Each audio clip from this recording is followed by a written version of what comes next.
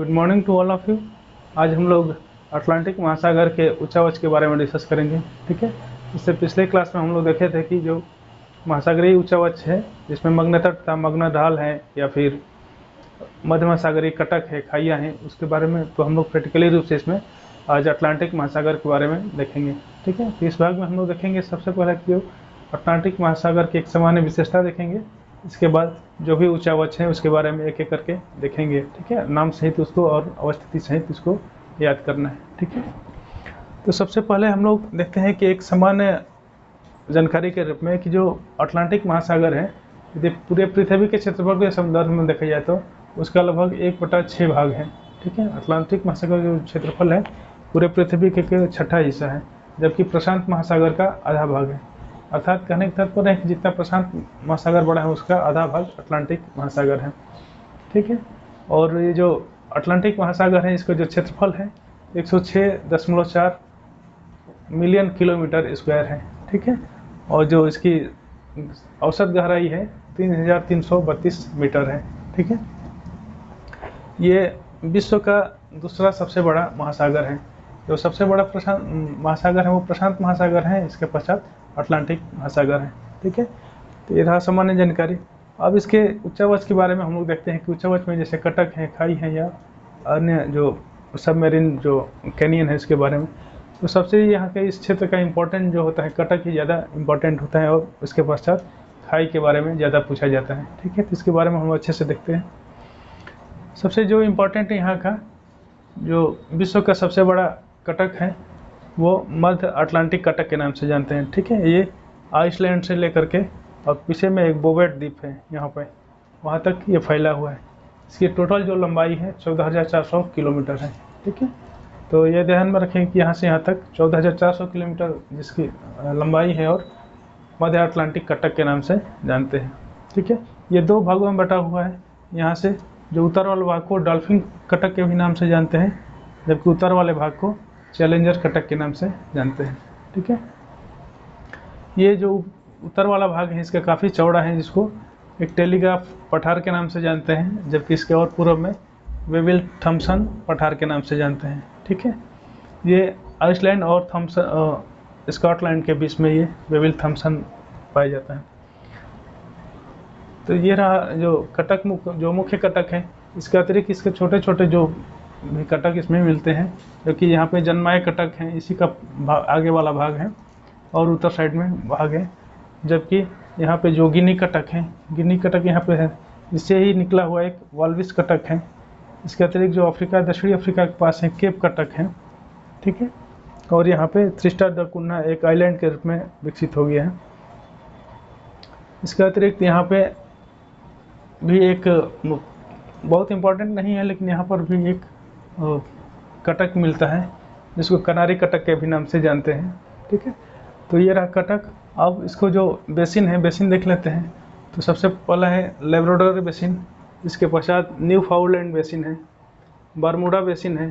ठीक है, ये चेसापीक की खाड़ी है। ठीक है, यहाँ पे ये बरमूडा बेसिन है। फिर गुयाना बेसिन है यहाँ पे ब्राज़ील जो के पास है, जो कि यहाँ पे कैरिबियन जो सागर है, कैरिबियन सागर है, यहाँ पे मैक्सिको की खाड़ी है यहाँ पे। ठीक है, तो गुयाना बेसिन है, इसके पास है ब्राज़ील बेसिन है, अर्जेंटीना बेसिन है, फॉकलैंड बेसिन है।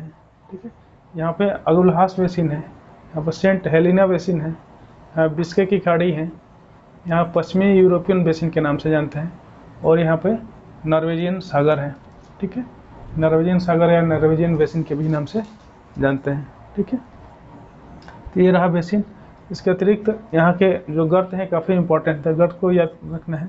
ये प्लूटोरिको गर्त है जो कि कैरिबियन सागर के उत्तर भाग में है। केमन की खाड़ी है, ये भी कैरिबियन सागर में ही है, कैरिबियन खाई। और दूसरा है सैंडविच की खाई। ठीक है, ये सैंडविच खाई, दक्षिणी सैंडविच की खाई इसको बोलते हैं, ये भी इम्पॉर्टेंट है। और इसके अतिरिक्त एक नरेश खाई भी है, इसी भाग में है। दूसरा है रोमसे गर्त, ये भी काफ़ी इंपॉर्टेंट है, ये मोस्ट इम्पॉर्टेंट ये है, ये अक्सर क्वेश्चन पूछा जाता है। और रोमसे गर्त जो कि दोनों का विभाजन करते हैं, ये लगभग भूमध्य रेखा पर ही हैं। ठीक है, ये कहीं कहीं पे रोमांस गर्त के नाम से भी जानते हैं। ठीक है, ये लेकिन रियल में रोमसे गर्त ही है। ठीक है, ये जो महाद्वीपीय मग्न तट हम लोग देख रहे हैं, ये काफ़ी चौड़े, इधर का जो अटलांटिक महासागर के मग्न तट हैं काफ़ी चौड़े हैं। यहाँ की जो काफ़ी चौड़ा है, लगभग 250 से लेकर के 400 किलोमीटर तक इसकी चौड़ाई है। ठीक है, ये जो महाद्वीपीय मग्न तट है, इस पर कई तरह से जो बैंक्स बने हुए, जो बैंक्स होते हैं ये लगभग छिछले होते हैं। ठीक है, ये जो महाद्वीपीय मग्न तट होते हैं काफ़ी छिछले होते हैं, यहाँ पे गहराई कम होती है और इस पर जो मत्स्यन के कार्य काफ़ी आसानी से होता है। ठीक है, तो ये इसलिए क्षेत्र जो बैंक्स बनाया गया है, डॉगर बैंक्स के नाम जानते हैं। ऐसे ही यहाँ पे ग्राउंड बैंक्स हैं, फिर यहीं पे सेंट पियरी बैंक्स हैं, फिर ये जॉर्जेस बैंक्स हैं, अन्य कई बैंक्स भी यहाँ पे इम्पोर्टेंट है। तो ये सब बात कुछ मैंने इम्पोर्टेंट है, इसको याद रखिएगा। ठीक है, यहाँ पे जो मिसिसिपी के पास जो पाए जाते हैं महाद्वीपीय मग्न तट, ये काफ़ी थोड़ा पतले हैं। ठीक है, इसके अपेक्षा ये पतले हैं, ये अपवाद स्वरूप हैं, यहाँ पे पतला है। ठीक है, और अन्य जो कंदरा भी यहाँ पे मिलते हैं। ठीक है, इसके अतिरिक्त जैसे हम लोग देखे थे कि महाद्वीपीय मग्न ढाल में कंदरा भी होता है, जो कि एक खाईनुमा आकृति होता है, जिसे कि जो स्थल खंड पे खाई होता है, नदी में होता है या गॉर्ज होता है, उसी टाइप का उसमें भी बना होता है। तो इस टाइप की खाई है, तो इसको भी हम लोग देख लेते हैं। जैसे ओशिनोग्राफर खाई है, तो यहाँ पे भी है, ये चेसापीक की खाड़ी के पास में ही है। ये हडसन की खाड़ी है, जो कि यहाँ उत्तरी भाग में है, कनाडा के उत्तरी भाग में हडसन की खाड़ी है। वेलिंगटन है, वेलिंगटन भी यहीं पे है, चेसापीक की खाड़ी के उत्तर में ही है, दक्षिण में है, सॉरी दक्षिण में है वेलिंगटन। नॉरफॉक भी है यहीं पे, उसके भी जस्ट दक्षिण में है यहाँ पे। ठीक है, ये कंदरा है, सब मेरीन कंदरा है। फिर मिसिसिपी जो कंदरा है वह यहाँ पे है। फिर कंगो कंदरा है, तो फिर वो यहाँ पे है, अफ्रीका के पश्चिम साइड में है। जो साउथ फ्रांसिस्को सबमेरीन जो कैनियन है वो यहाँ पे है, ब्राज़ील के पास में है। ठीक है, तो ये जो जितने भी उच्चावच है, इसको अच्छे ढंग से याद करिएगा। इसके अतिरिक्त जैसे कि हम लोग देखे थे कि जो मध्य महासागरीय जो कटक होते हैं, उसके पास में ही ज्वालामुखी के उद्गार द्वारा कई जो सी माउंट बने होते हैं। सी माउंट मतलब समुद्री पर्वत। तो समुद्री पर्वत तो अभी सारे समुद्र सी लेवल से ऊपर नहीं होते हैं, इनको समुद्र से भी ऊपर निकल जाते हैं। जो ऊपर निकल जाते हैं तो आइलैंड के रूप में दिखने लगते हैं। ठीक है, तो उस टाइप का भी जो कई आइलैंड है इसमें, जैसे ओजोस आइलैंड है, ये भी ज्वालामुखी उद्गार के द्वारा ही बना हुआ है। ठीक है, ये ओजोस आइलैंड है। फिर केप वर्डे आइलैंड है, अन्य कई मडीरा आइलैंड यहाँ पे भी है।